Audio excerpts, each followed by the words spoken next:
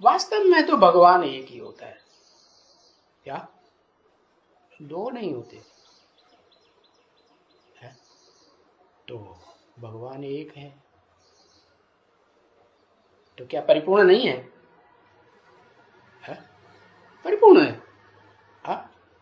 फिर विजय लक्ष्मी को आने की क्या दरकार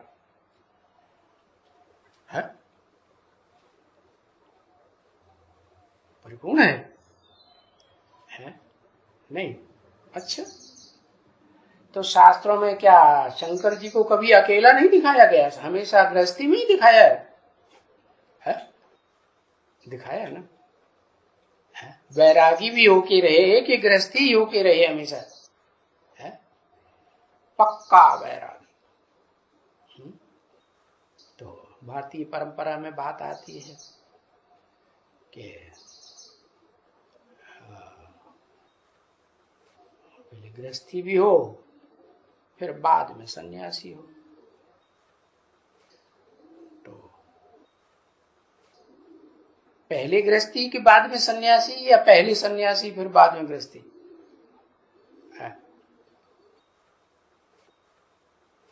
सन्यासी बनने से आत्मा संपूर्ण बनती है या गृहस्थी बनने से संपूर्ण बनती है? ऐसी परिपूर्ण आत्मा जो एकदम स्वाधीन हो। किसी आत्मा की, जो भी इस सृष्टि की आत्माएं पार्टधारी हैं, उनमें से किसी का आधार लेने की दरकार नहीं, किसी का आश्रय नहीं, किसी के अधीन नहीं। तब कहेंगे भगवान, या अधीन हो जाए तब कहेंगे भगवान।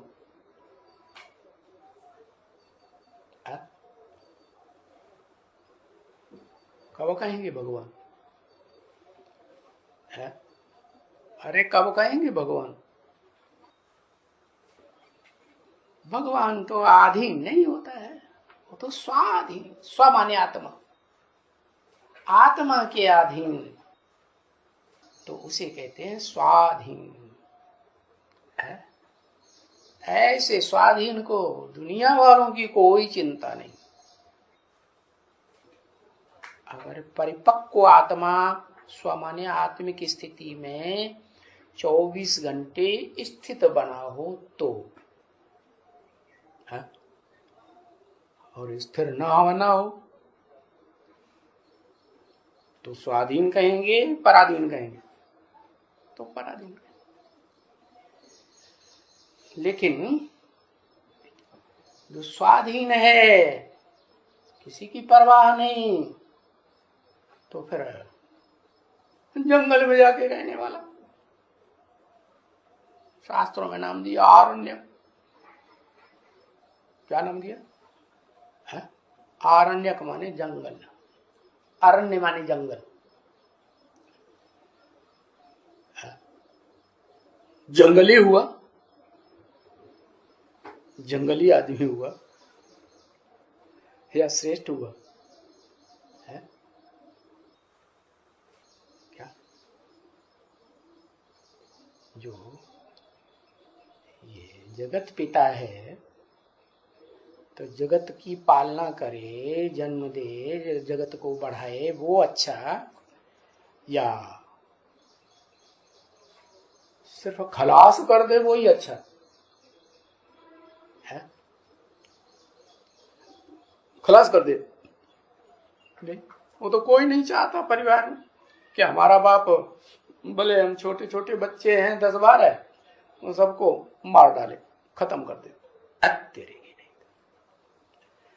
तो सन्यासियों ने क्या किया? देहधारी सन्यासियों ने वो जंगल में जाने लगे, घर बार छोड़ करके। है? तो गीता को भूल गए, याद रहा? नहीं, भूल गए। गीता में तो लिखा है, नहीं संन्यस्त संकल्पो योगी भवति कश्चन। उसको सन्यासी योगी नहीं कहेंगे, पक्का सन्यासी नहीं कहेंगे, क्योंकि वो उसके संकल्प तो वही घर बार की तरफ जा रहे हैं, दुनियादारी याद आ रही। तो कहें सम माने संपूर्ण, न्यासी माने त्यागी। सब कुछ त्याग दिया है? नहीं त्यागा। वो दृष्टि में वो ही आते रहते हैं, मन की दृष्टि में, बुद्धि की दृष्टि है, मन में वो ही याद आते रहते हैं। घर परिवार वाले, बाल बच्चे, मित्र संबंधी, बीवी बाल बच्चे। तो सन्यासी नहीं कहेंगे, संपूर्ण न्यासी नहीं हुआ। तो संपूर्ण न्यासी का अर्थ बाबा आकर बताते हैं कि कुछ भी याद ना आए। क्या? एक शिव बाप, दूसरा न को। शिव बाबा नहीं, क्या? एक शिव बाप। कौन बाप? बिंदु बाप। बस। तो जिसको याद करेंगे तो क्या बनेंगे? मैं भैंस हूं, मैं भैंस हूं, मैं भैंस हूं, मैं भैंस हूं, मैं भैंस हूं। बाबा मिसाल देते हैं। तो और खिड़की में से कैसे निकले? मैं तो भैंस हूं इतनी बड़ी, खिड़की तो छोटी होती है। वैसा ही बन जाएगा ना जिसको याद करेगा। तो निराकारी स्टेज धारण कर लेता है, और 100% निराकारी स्टेज धारण करता है पक्का सन्यासी की परसेंटेज में धारण करता है। एक ही है संसार में जो पक्का सन्यासी भी बनता है। बाकी और धर्म पिताएं भी निराकार को याद करते हैं, क्या? लेकिन वो पूरा सन्यासी नहीं बन पाते, संपूर्ण त्यागी नहीं बन पाते। क्यों? क्यों नहीं बन पाते? है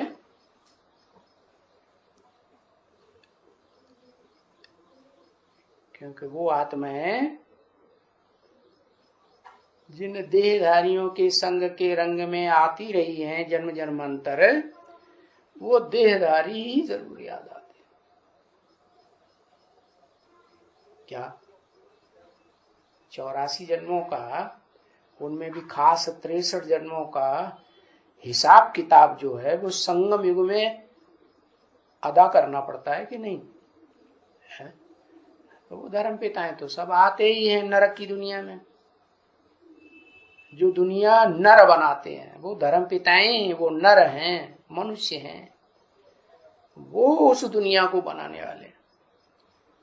तो जो दुनिया बनाई है जन्म जन्मांतर, वो ज्यादा याद आएगी या वो याद आएगा जिसने आकर ऐसा ज्ञान दिया कि जिस ज्ञान को धारण करके, क्या, जिस सच्चाई को 100% धारण करके जो धारण करने वाला है वो भी निराकार बन गया, शिव समान बन गया।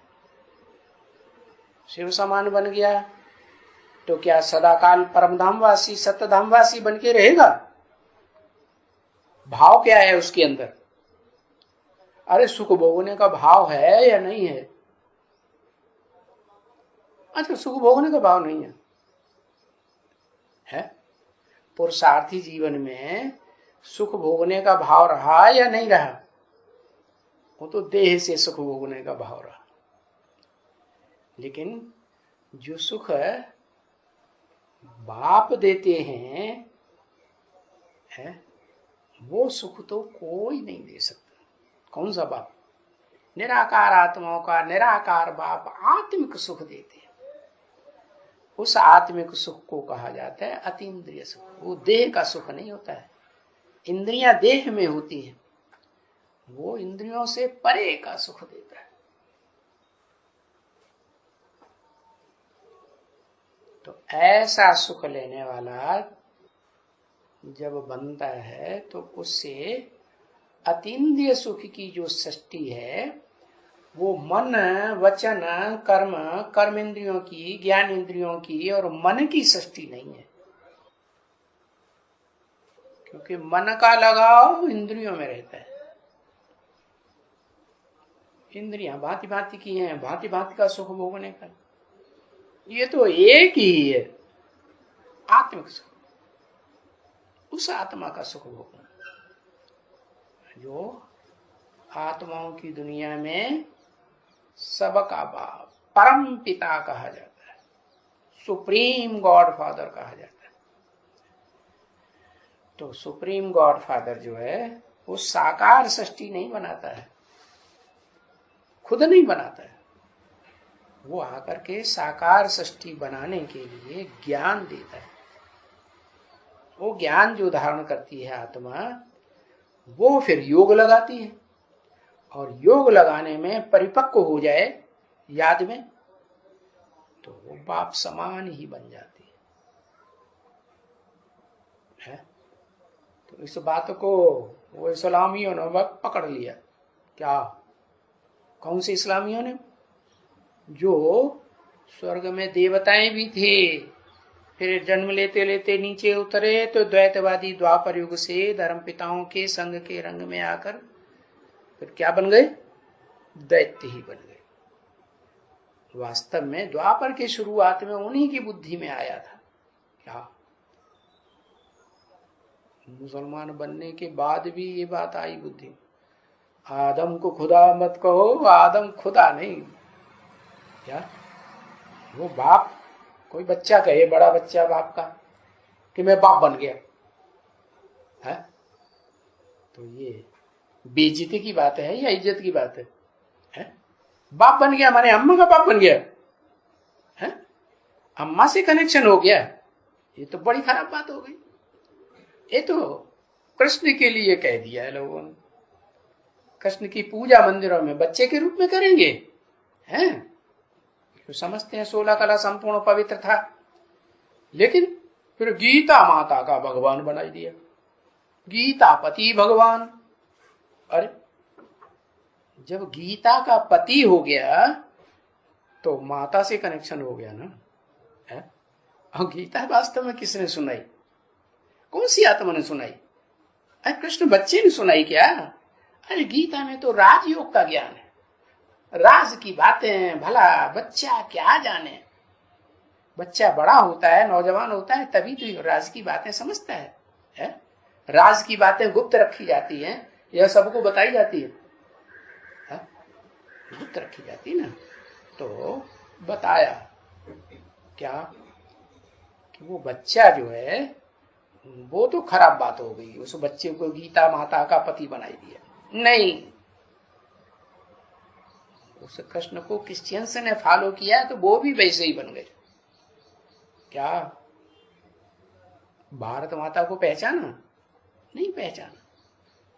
जगदम्बा को पहचाना या भारत माता को पहचाना है? जगदम्बा को पहचाना होगा, भारत माता को नहीं पहचाना। जो भारत माता पहले पहले भगवती का पार्ट हो जाती है, तो साकार सृष्टि बनाने के लिए वो अव्वल नंबर सन्यासी को भी क्या बनना पड़े? साकार सृष्टि में साकार माता चाहिए सृष्टि रचने के लिए। वो स्वयं तो अकेला है, तन तो है क्या? 5 तत्वों का समुदाय तन है, और उसमें उस तन को चलाने वाली आत्मा है, लेकिन वो आत्मा तन से न्यारी हो जाती है, कर्म इंद्रियों के सुख से भी न्यारी हो जाती है। तो वो सृष्टि चलेगी? सृष्टि नहीं चलेगी। वैकुंठ की दुनिया तो बनी, विष्णु लोक तो बना, लेकिन विष्णु से फिर वो वैष्णवी सृष्टि जिसको कहा जाए अतीन्द्रिय सुख की सृष्टि, वो नहीं चलती। तो क्या चाहिए? 2 चाहिए। तो वो फिर कहा जाता है संगम की कृष्ण जब बड़ा हो तो राधा चंद्रवंशी से मेल हो है, तब मामला हल हो।